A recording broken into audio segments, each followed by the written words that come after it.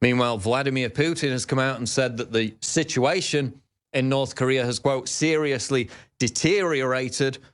So again, the rhetoric there is heating up. That's what Putin said during a meeting Thursday, after a Kremlin meeting on Thursday. Quote, we call on all states involved in the region's affairs to refrain from military rhetoric and seek peaceful, constructive dialogue. But he says it's seriously deteriorated. The Sun reports Kim Jong-un ready to send army of up to 500,000 women soldiers to the front line. That'll probably be celebrated by feminists across the world if war with the US erupts. North Korean leader Kim Jong-un is ready to send up to 500,000 women soldiers to the front line if the war with the US breaks out, according to defectors' estimates. Battalions of female soldiers took part in the nation's biggest ever live firing exercise to mark the 85th anniversary of the military's creation this week.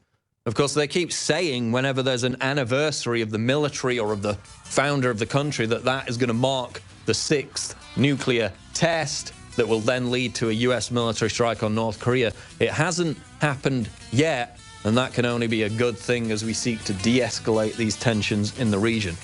Battle of Berkeley yesterday, which didn't actually happen because the Antifa chicken-necked cowards didn't show up, and the rally was peaceful. Imagine my shock. They don't show up and it's actually peaceful. Some kind of coincidence there. So we're going to talk about that. We're going to talk about Bill Nye, again, with his social justice hysteria with his Netflix special right now. There's actually a clip from his 1996 show, which I saw earlier today, where he was talking about how there's an XX chromosome and an XY chromosome. There aren't more than 2 genders, which is interesting given what he's saying now. But we've got Leanne McAdoo in studio. Leanne, let's talk about Berkeley. Mario Savio. And there actually yes, there's a monument in Berkeley dedicated to him, which says, quote, the most beautiful thing in the world is free speech. The people at Berkeley now don't seem very dedicated to that idea, do they? Right, exactly. And I've actually got a clip. If we can get it ready, I would love to just remind people where this this fight to honor free speech on campus, where it all began, just kind of giving you a little history. These students were actually fighting against their super conservative administration, demanding that they bring in more liberal speakers. And that was at a time when they would shut down, you know, they say, this is the campus, you don't have free speech rights here, you don't have free access to the First Amendment. So these students were like physically fighting and getting violent to bring liberal speakers onto their campus.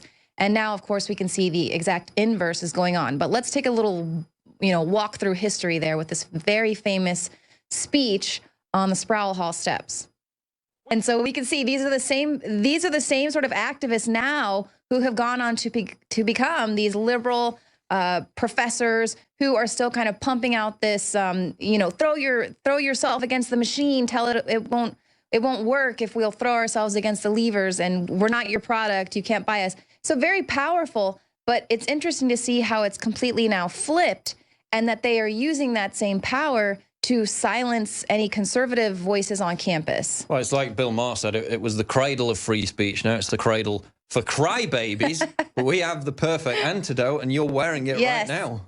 Yes, I'm one of your groupies here with the conservatism is the new counterculture, and that's exactly it, because we can see, how things have completely flipped over to now we have students actually throwing themselves against the machine there at Berkeley, and these are your alt-right people. We've got, Baked Alaska coming up. Lauren Southern there yesterday made some very good points when she was on the live stream with us. Just that this is so important for people to stand up for the First Amendment, regardless of what side of the issue you're on, because it affects all of us. And it's not about aligning yourself to a certain political party or a certain president, because politicians, presidents, they come and they go. But our fundamental rights, we have to preserve them. The government is not going to protect them for us. So just like we see decades ago where the liberal students are having to fight to be heard and fight to have access to free speech. Well, now it's flipped, and it's gone the other way now. Conservatism, that's the new counterculture. Well, when they basically control everything, entertainment, media, Hollywood, music industry, what else could be the counterculture? You can't be the dominant culture and the counterculture. It just doesn't work. Yet they're so afraid of losing that control that T-shirt, that image, that slogan triggers them like nothing before. So get it now at InfoWarsStore.com. Seamless transition. And it is very soft. I really do like the good quality. Very nice soft fibers in this t-shirt. And it's limited edition. It's only going to be around for so much longer because it's a limited run. It is high quality. Conservatism is the new counterculture t-shirt available at InfoWarsStore.com for a limited time. Berkeley, they're teaming up with Bill Ayers now, Leanne, which is interesting, given that he's a convicted domestic terrorist. Some kind of connection there. Well, that should explain everything to you. So there was a guest actually on Tucker Carlson basically making the case that they have the right to resist right-wing provocateurs from coming to campus. They have the right to do this, and they can make these militant threats in order to shut this down. Meanwhile, they're working with violent domestic terrorist Bill Ayers. He's now officially linked to Antifa through his group Refuse Fascism. And of course, he's famous for the Weather Underground domestic terror organization that he helped found. They bombed the Pentagon, and it's just like, that's fine. Those type of liberal provocateurs, that's completely fine. And isn't it interesting, too, how just a year or so ago, the buzzword was anti-government. And it was all about, you know, demonizing these anti-government folks. But now it's super cool and trendy to be anti-government. You must resist. Well, it's amazing, isn't it? You look at Black Lives Matter, and it's the same situation. It's okay to be violent and radical if you're on the left, and the media will legitimize it. They will authenticate it, and they won't call out, they won't disavow their fringe extremists. Like, we've never denied that the right or conservatives, whatever, have fringe extremists. We disavow them. They don't. They encourage them. Now they're working with the convicted domestic terrorist, Bill Ayers. They're pepper spraying people. They're punching them in the face. They're stabbing people. It continues to happen, but we're going to talk about it later. They basically failed to show up yesterday, Leanne, right? We were all here expecting these massive riots, and virtually nothing happened. Right. Well, it appears as if the cops were there in riot gear. They were prepared. They obviously were not given the stand-down order. Could it be because there was a lot of speculation regarding the mayor's ties to By Any Means Necessary? You know, he liked this group publicly on his Facebook. What's the deal there? So then it appears as if the police were told, you know what, do what you got to do, try to keep the peace. But it's interesting that we see these little militant arms of these activist groups being allowed to make these militant threats, to threaten GOP marchers, for instance, in Portland, where they were having to cancel that Rose Parade that had gone 67 years they had been in that parade, had to cancel it because of anti-fascist threats that were made. So then they were like, felt really empowered. Like, anyone who says violence doesn't work, or violence, militant threats don't work, well, see how powerful we were and effective we were. We were able to shut down Milo and Coulter, now the Portland Rose Parade. They're going to come target every single event that they possibly can. And the left is going, and the establishment, our representatives are going to coddle them and encourage them, because they have plans to move this country more progressive to the left as far as they possibly can. So they want to tear down the fabric of what this society, of what America was founded on, so that they can rebuild it in a really regressive way. Exactly. And of course, the YAF, this conservative group who basically cucked out and said we can't provide security for Ann Coulter, they need to take some of the blame, because that was easy enough to pull out. They could have crowdfunded it, so they're rightly being criticized. That's why Ann Coulter had to pull out of her speech. Gavin McInnes actually gave her speech in his words, or he read out her speech. We might get to that clip later on.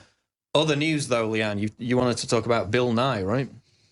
Yes. Well, and this is something that's interesting as well. Ben Shapiro is trademarking it, the science, because it's the new science of the left. It's this cult, this religion of the left is their science that they've got. So now Bill Nye, you know, it's not enough that he's got his gender spectrum music that he's put out, but now he's also suggesting that in order to save the world from climate change, we might want to punish people in developed countries for having too many children. Even though we're basically having no children at this point. It's falling off a cliff. It's a demographic suicide. Right. That's why they're having to import so many people from other countries to help revitalize certain areas, because there's just the birth rate is down in Western countries.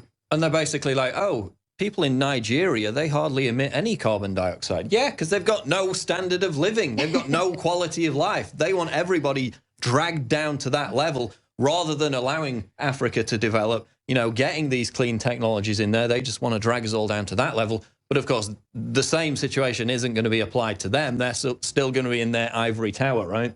Right. And this is, I mean, and this is what is just so insane. Bill Nye is not a scientist, okay? He's a comedian. Why is he being paraded out to teach us now about the gender spectrum?